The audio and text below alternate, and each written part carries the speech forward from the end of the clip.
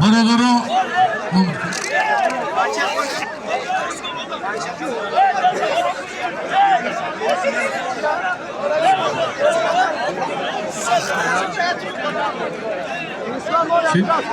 برادران من امروز در ناحیه یوان قشلاق آلی سامان گشتینی کلان گشتینی می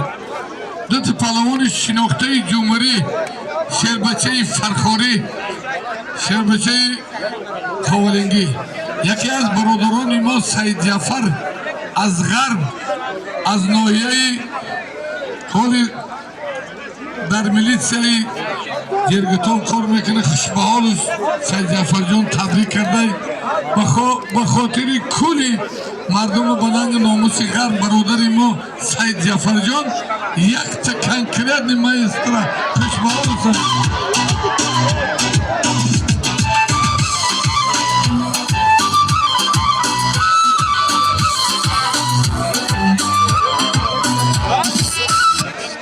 خوشبحال شهر ناری تاجیکستان کارکنی میلیتسیای جرگتون برادر ما سید جعفر جان ای تاجیکاباد خوشبحال برادر ما با شمایی میلیتسیای تاجیک با پیش ای ناسی شربچه فرخاری و شربچه خاولنگی ای ناس رنگ هوای به تو رنگ قصد سامان امیر بکش قصد سامان یک کمپلیت برای چکم حیدر بیو